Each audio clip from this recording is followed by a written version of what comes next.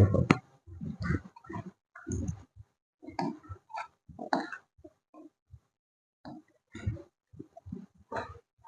बच्चों, कैसे हैं आप सब। आशा करते हैं एकदम मस्त होंगे और पूरा फोकस अपना अध्ययन पर कर रहे होंगे। तो हम आपके लिए लेकर के आए हैं केमिस्ट्री के प्रीवियस पेपर, जिसमें आज हम एनालिसिस करने वाले हैं 2025 का एक पेपर जिसका संकेतांक है 347 JZ। तो ये वाला पेपर जो है हम आज लगाने वाले हैं। आपका केमिस्ट्री का जो पेपर कोड है वो है 152। तो देखते हैं हम प्रश्न क्या दिया गया है। पहला प्रश्न जो है वो विकल्प के लिए आएगा। सही विकल्प चुनकर अपनी उत्तर पुस्तिका में लिखिए। और पहला विकल्प क्या है, ऐसे ठोस विलयन का उदाहरण दीजिए जिसमें विलेय कोई गैस है। ठोस विलयन हमको चाहिए है, तो अब बताओ क्या जल ठोस है, जल द्रव है, तो पहला विकल्प तो होगा नहीं। दूसरा, नाइट्रोजन क्या ठोस है, तो नाइट्रोजन गैस है, तो दूसरा विकल्प भी नहीं होगा। तीसरा, पैलेडियम, तो पैलेडियम ठोस है। जबकि चौथे में देखो जल है, तो जल फिर द्रव अवस्था है, तो हमको क्या चाहिए, ठोस। तो पैलेडियम में हाइड्रोजन का विलयन कैसा है, ठोस में गैस का विलयन। बढ़ते हैं अगले प्रश्न पर। अगला प्रश्न बच्चों कह रहा है, जलीय विलयन में द्विसंयोजी आयन के चुंबकीय आघूर्ण का मान होगा यदि इसका परमाणु क्रमांक 25 है। ये बच्चों ध्यान से समझना, द्विसंयोजी आयन और परमाणु क्रमांक कितना है, 25। तो परमाणु क्रमांक 25 किसका होता है, मैग्नीज का। और इसका इलेक्ट्रॉनिक विन्यास हम करते हैं तो 1s2 2s2 2p6 3s2 3p6 3d5 4s2 और Mn2 प्लस अवस्था में, द्विसंयोजी आयन की अवस्था में अंतिम उपकोष के इलेक्ट्रॉन निकल जाएंगे। तो S के इलेक्ट्रॉन निकल जाएंगे तो बचेगा कितना, 3p6 3d5, अर्थात D उपकोष में कितने इलेक्ट्रॉन बचे, 5। तो हम यहां पर 5 इलेक्ट्रॉनों को भरेंगे। और 5 इलेक्ट्रॉनों को जब हम भरते हैं तो हम देखते हैं कि पांचों के 5 कैसे हैं, अयुग्मित हैं। चुंबकीय आघूर्ण का फॉर्मूला क्या होता, चुंबकीय आघूर्ण, तो बच्चों इसका फॉर्मूला होता है √n+2, जहां n क्या है, अयुग्मित इलेक्ट्रॉनों की संख्या। तो हमको कितने अयुग्मित इलेक्ट्रॉन दिख रहे हैं, 5। n का मान रखेंगे 5, यहां पर भी 5 + 2, तो 5 और 2 7, 7 पंचे 35। और 35 का जब वर्गमूल लेंगे तो आएगा 5.92, और इसके पीछे इसका मात्रक लगा देंगे Bm, बार मैग्नेट। तो इसका सही आंसर आएगा D, 5.92 Bm।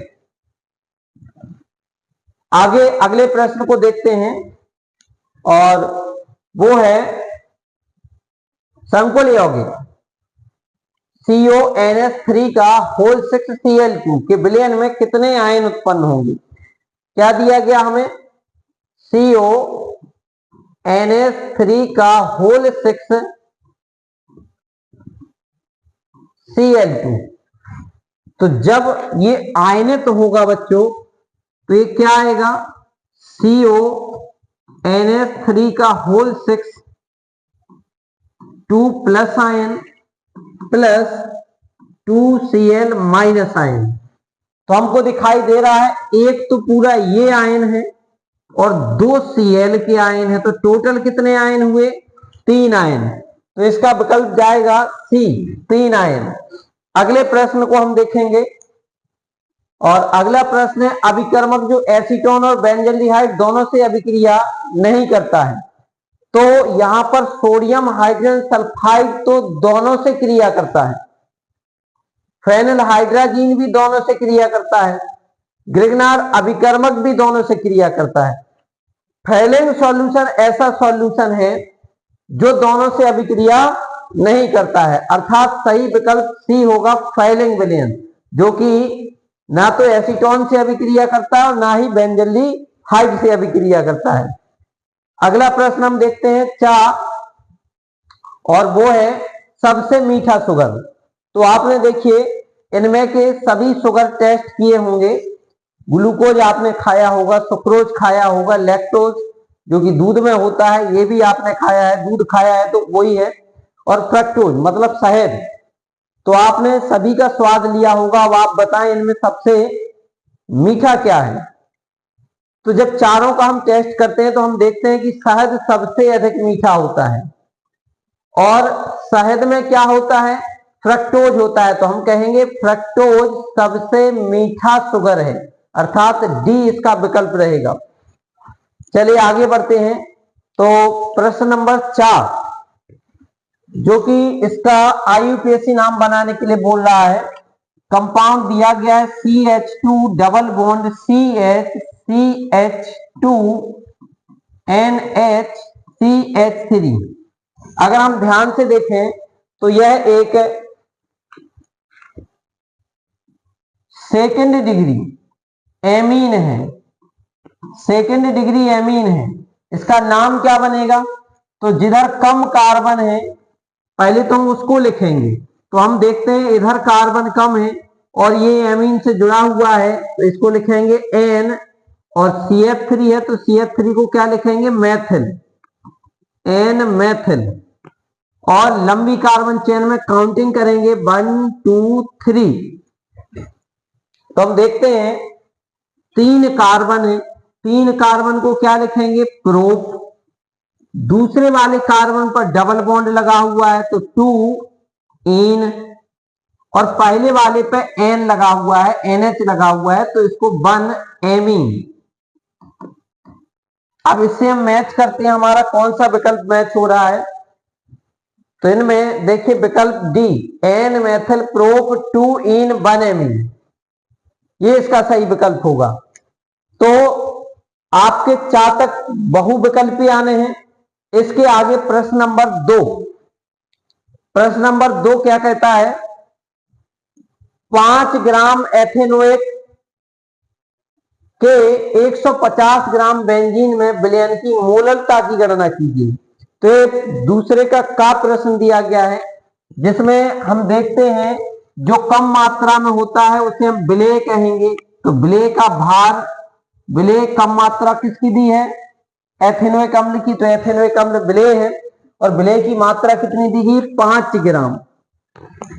अधिक मात्रा किसकी दी गई, बेंजीन की, तो बेंजीन का भार कितना दे रखा उसने, 150 ग्राम। तो हमने इसको मान लिया कैपिटल डब्ल्यू। अब हमको क्या निकालना है, मोललता।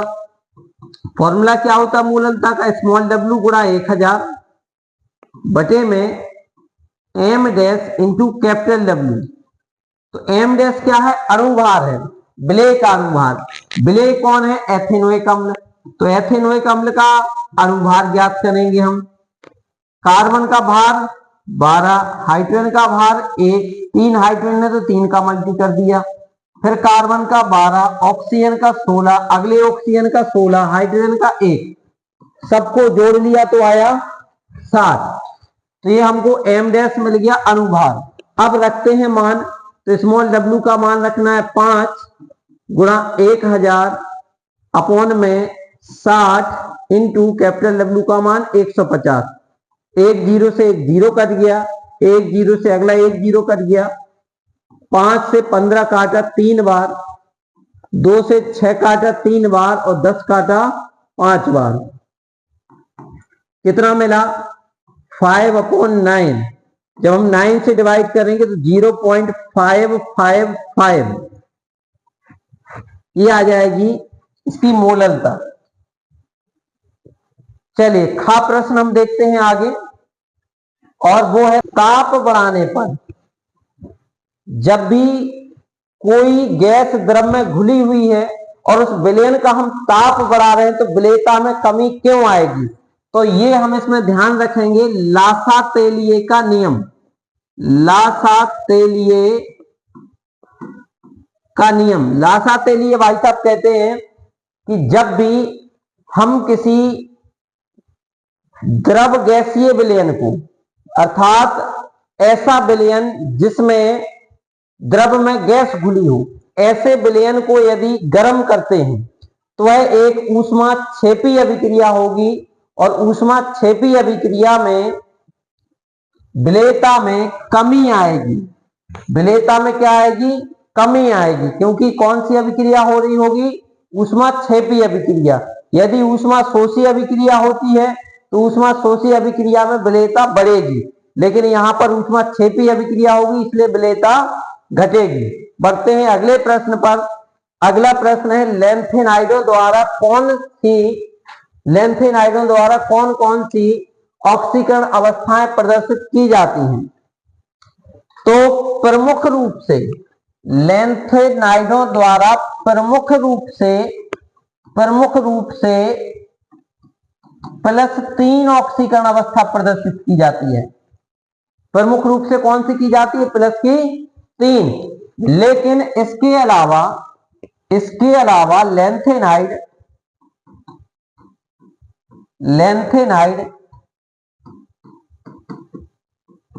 +2 और +4 ऑक्सीकरण अवस्था भी प्रदर्शित करते हैं, लेकिन 2 और 4 सभी नहीं करेंगे। कुछ ही एलिमेंट्स ऐसे होते हैं जो 2 और 4 करते हैं, लेकिन +3 ऑक्सीकरण अवस्था सभी एलिमेंट्स लैंथेनाइड के प्रदर्शित करते हैं।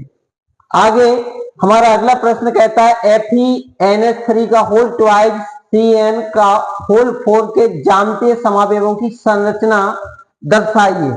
तो हम इनकी संरचना दर्शाते हैं। अब देखिए, एमीन के 2 लिगेंड हैं और साइनाइड के 4 लिगेंड हैं, तो हम इसको कैसे दर्शाएंगे? Fe एक अवस्था तो हम ये दर्शा सकते हैं जिसमें सभी CN एक ओर हों, सभी CN एक ओर हों और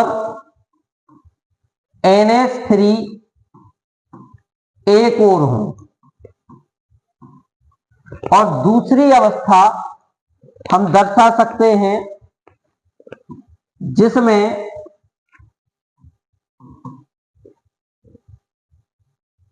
ये एक दूसरे के विपरीत हों।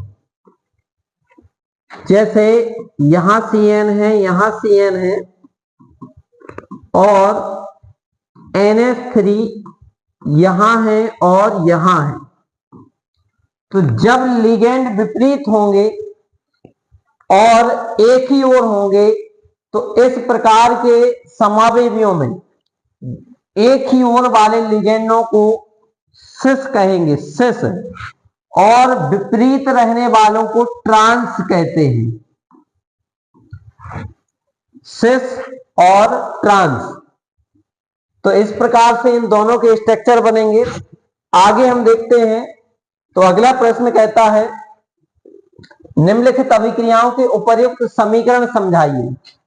तो हमको 2 अभिक्रियाओं को व्यक्त करना है। पहली अभिक्रिया बोर्ज अभिक्रिया। बोर्ज अभिक्रिया बच्चों क्या कहती है?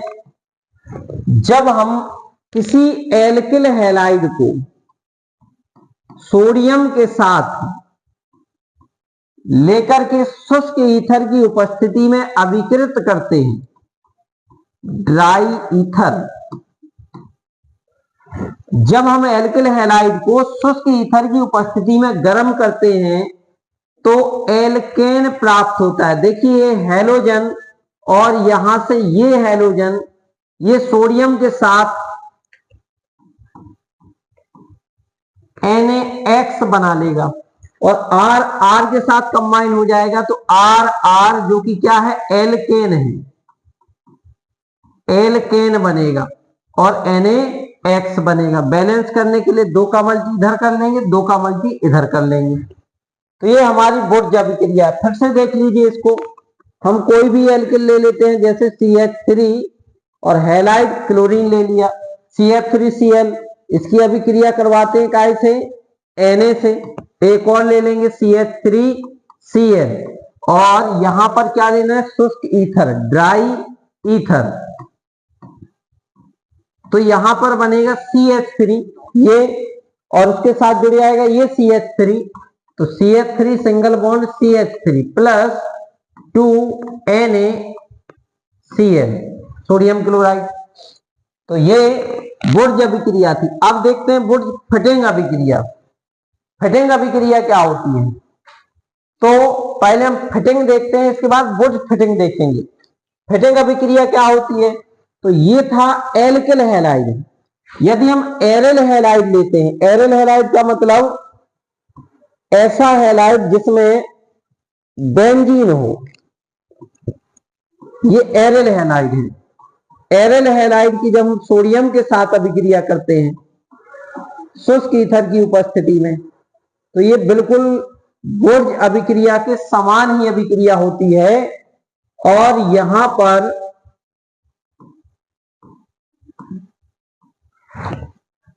पर ये हैलोजन सोडियम के साथ जुड़ जाएगा, और बेंजीन के साथ, जैसे यहां एल्केन के साथ जुड़ा था, यहां बेंजीन के साथ जुड़ जाएगा, और बेंजीन के साथ जुड़ेगा तो ये इस तरह से स्ट्रक्चर हमको दिखाई देगा।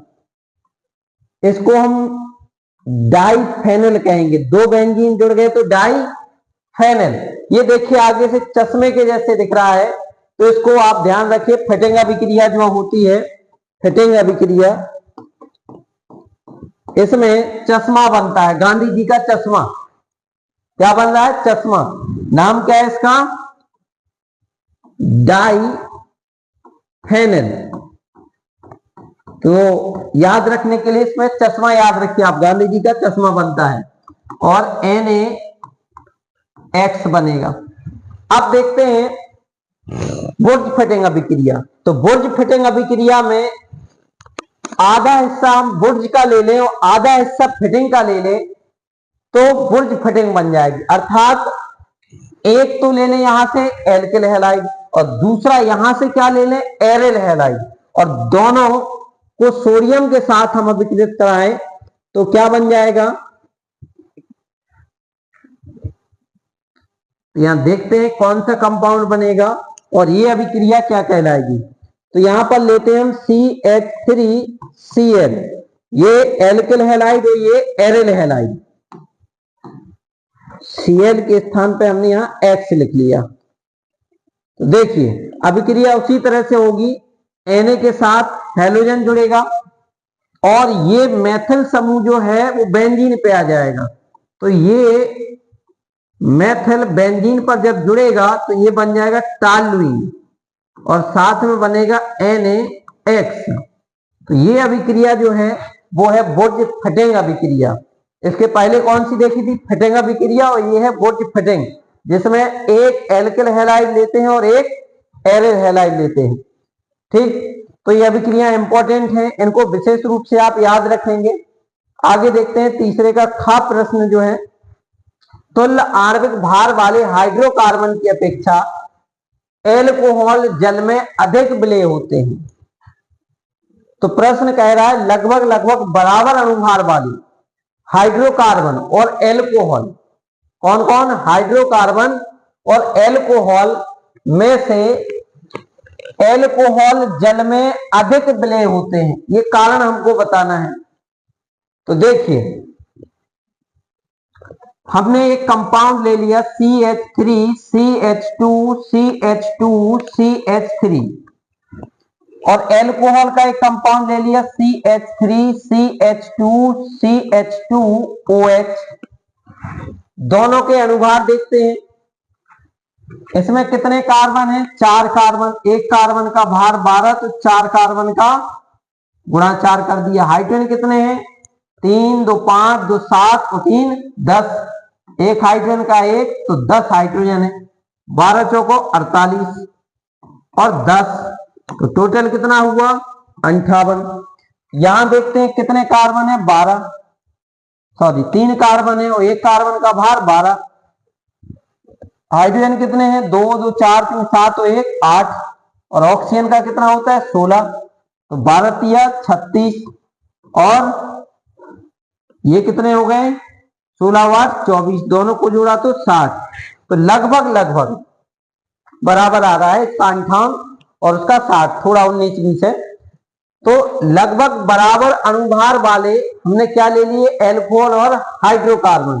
तो कह रहा है कि एल्कोहल जल में अधिक विलेय है।